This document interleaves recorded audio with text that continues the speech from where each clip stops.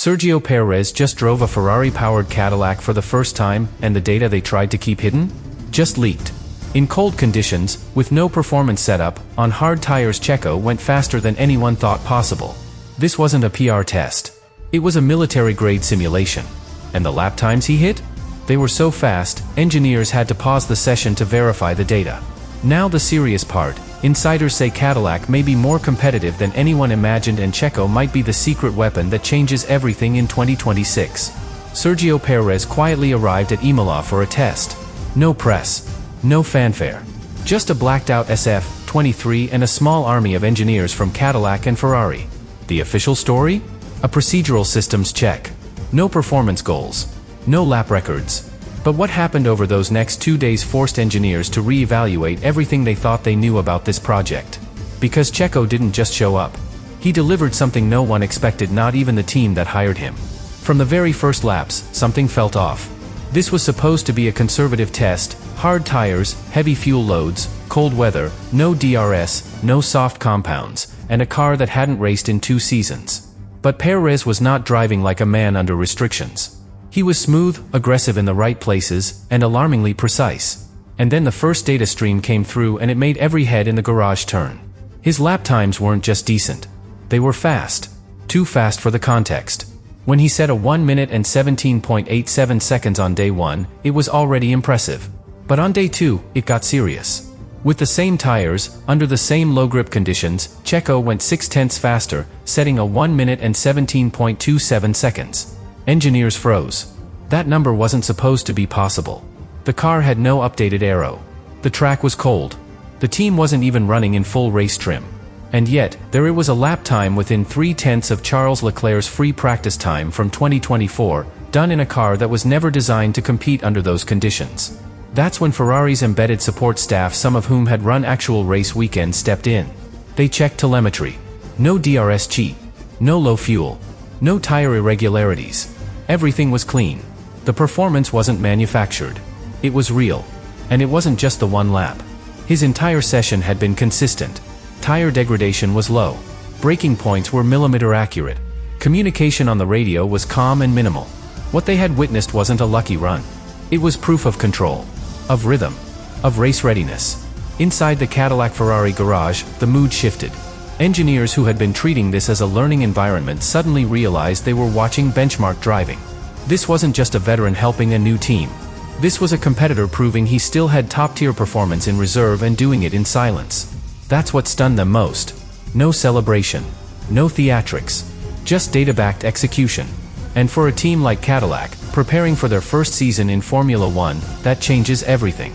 Because now they know their baseline is higher than expected, not because of the car, but because of Checo. And here's the serious part: this test wasn't supposed to generate headlines. But now that the data is out, now that the lap times have leaked, everyone's asking the same question. If this is what Cadillac and Checo can do before their car is even finished, what happens when they go full throttle in 2026? Because what looked like a simple test may have just triggered a ripple effect across the entire Formula One grid. In late October of 2025, something quietly unfolded behind closed gates at the Autodromo Enzo E. Dino Ferrari. General Motors and Cadillac reserved Imola for a 2-day private test session. No promotional banners. No media livestream. Just a black, debranded SF-23 Ferrari and one driver, Sergio Pérez. The car wasn't painted. The garage was bare. The livery was raw carbon. What they were testing wasn't the chassis, it was the system. A live, full-scale simulation of how Cadillac would operate in Formula One. The SF-23 was chosen because it satisfied the FIA's strict guidelines on test cars, 2 seasons old, no hybrid power unit updates, no current season components. But for Cadillac, that wasn't a limitation. It was an opportunity. The older Ferrari gave them just enough of a baseline to build from, not in terms of car development, but team structure. They wanted to see how their engineers, many of whom had never run live track operations, could respond under the rhythms of an actual race simulation. Checo's presence wasn't just symbolic. He wasn't there for the cameras. He was there because Cadillac needed a driver who could execute flawlessly while teaching silently. And that's exactly what happened. From the first outlap, Pérez took control not just of the car, but of the entire workflow around it. His feedback became the heartbeat of the garage. Mechanics adjusted their routines around his consistency. Engineers began to trust the timing of his braking zones. When Checo gave feedback, it came in numbers, not complaints. Behind the scenes, Ferrari embedded 25 staff members to guide Cadillac's technical team. That included race engineers, telemetry analysts, and even mechanics who had worked directly with Charles Leclerc. The idea was to transfer rhythm, not just procedures. How to manage tire warmers. When to call pit cycles. How to interpret throttle trace spikes in low-grip corners. All of this, done in real time, while Checo was setting lap after lap without even a hint of drop-off. But here's what made this test different from the usual rookie team exercises. Most debut outfits spend their early sessions focusing on logistics. Where the jacks are. How to operate the fuel rigs. But Cadillac took it further. They structured the entire session like a Grand Prix weekend. Friday simulation. Long run Saturday. Race Sunday. And Checo? He never dropped pace. His concentration didn't fade. He adjusted to each segment like it was the real thing. That level of discipline doesn't come from a simulator. It comes from years of frontline F1 racing. And in the middle of all this, something happened that no one predicted. Checo wasn't just driving cleanly. He was fast. And not just one lap fast, but sustainably, quietly, repeatedly fast. So fast that by the end of day 2, engineers who had started the test treating this as a warm-up were now recalibrating what the team might actually be capable of. Because Checo had just done what most test drivers cannot, he turned a systems check into a performance benchmark. By the end of day 1, the mood inside the Cadillac garage had already shifted. What started as a training exercise had begun to feel like something far more competitive.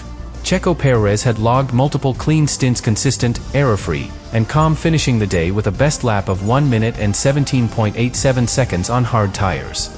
Let's put that in context. That's within 1 second of what Ferrari drivers clocked at Imola in 2024 on soft tires in free practice.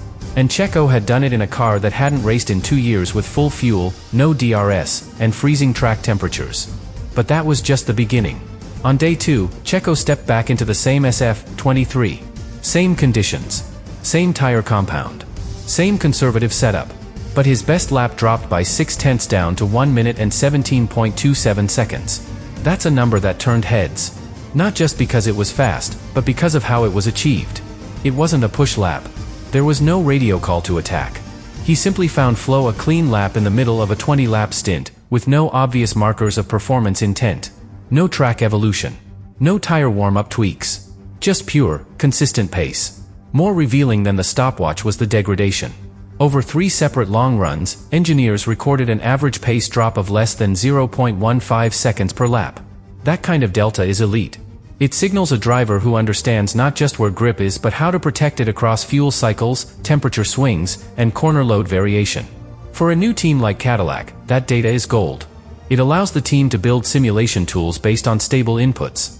And Checo gave them that, lap after lap. His throttle traces were surgical. The data showed consistent part throttle application through turn 7, and stable braking zones into Variante Alta steering inputs remained linear even under lateral load, meaning tire slip was minimal, a sign of high mechanical sympathy. Fuel flow curves confirmed Checo was lifting and coasting in a way that didn't sacrifice sector times but preserved system temps. This wasn't just an experienced driver being careful. It was a masterclass in energy management and track adaptation executed without overdriving the chassis. Even off the track, Checo's contribution was measurable. Post-run debriefs were described as clean, technical, and emotionally neutral. Engineers didn't get vague feedback. They got numbers, pressure ranges, curb feedback, traction curve shifts. His ability to communicate through metrics rather than instinct allowed Cadillac's rookie engineers to adjust without guesswork. For a brand new team, that's not just helpful, it's critical. Especially when you're building systems that must be ready for race-critical pressure in 2026. And then there's the most understated stat of all: 0 red flags, 0 off-track moments, 0 mechanical errors across 190 laps. That level of stability under test conditions isn't normal, especially when the car isn't built around the driver. No custom seat fit. No tailored pedals. No ergonomic fine-tuning. But Checo never asked for excuses. He adapted quickly, quietly, and with relentless consistency. And that's why the data didn't just confirm his speed. It confirmed his value. What happened at Imola wasn't a promotional rollout or a casual shakedown. It was a structured, high-stakes procedural simulation designed by General Motors to answer one fundamental question: could Cadillac operate like a Formula One team under live-fire conditions? And to execute that simulation, they brought in Ferrari. Not just for the car but for the culture, the rhythm, and the tools that come with 2 decades of modern F1 know-how. From the outside, it looked like a test. But inside the garage? It was a training operation with zero margin for error. The SF-23 was chosen for one reason: it was legal under the FIA's testing of previous cars, TPC, regulations. That allowed Cadillac to run the car without breaching development limits while using it to train crew on everything from tire temperature profiles to brake duct behavior. Ferrari didn't just hand over the car. They embedded a skeleton crew of engineers, performance analysts, and systems specialists, all of whom had worked directly with Charles Leclerc or Carlos Sainz. These weren't junior techs. These were professionals who had operated on Grand Prix Sundays. Cadillac's goal was to simulate not just race pace, but race weekend flow. Each block of the 2-day session was broken into segments: Friday setup cycles, Saturday qualifying prep, Sunday race stints. Every pit entry was timed. Every outlap was tracked against delta targets. Checo was given virtual race start sequences. The team rehearsed full rhythm pit stops under cold pressure. And no one knew if they could sustain that level of load until the telemetry said yes. Not only did they complete every segment, they did it without a single operational red flag.